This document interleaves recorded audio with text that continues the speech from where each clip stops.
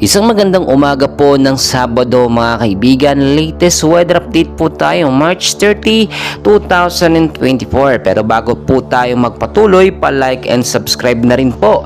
And pa-hit ng notification bell para ma-notify ko kayo sa lagay po ng ating panahon. So ngayong Sabado de Gloria po mga kaibigan, narito po ang hypnosis natin, no, or lagay ng panahon ayon na rin po sa Pag-asa. Meron po tayong binabantayan pa rin na easterlies or mainit na hangin galing sa karagatang Pasipiko na nakakaapekto po sa ilang bahagi po yan ng eastern section po ng ating bansa. Mga kaibigan, as of now, mainit po na panahon ng ating mararanasan.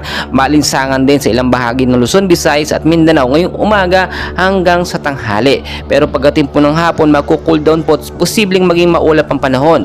At pagtataya po, no, wala po tayong bagyong binabantayan or low pressure area sa loob po ng Philippine Area of Responsibility. Pero sa labas ng Parmi, tinitignan po tayo, minomonitor tayo na mga kumpol ng kaulapan or mga cloud cluster na posibleng maging banta or maging LPA kung ito ay magkaroon ng movement or lakas. So mga kaibigan, narito na po ang ating latest weather forecast, yung apektado po ng easterlies. Pakinggan po natin mabuti para alam po natin ang lagay ng panahon ngayong Sabado.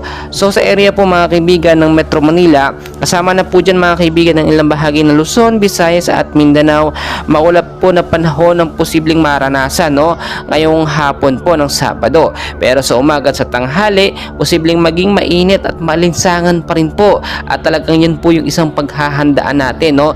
Ugaliin pong uminom ng tubig, no, maraming tubig para kung sakali po sobrang init ay mapaglabanan po ng ating katawan. Pero sa hapon, posible po makaranas ng pag-uulan ng ilang bahagi po ng Luzon, Visayas at Mindanao dahil po ito sa easterlies. At kapag lumakas po, no, hanggang sa gabi, dahil posibleng isolated light rains to heavy rainfall ang posibleng maranasan dahil sa easterlies at mga localized thunderstorm.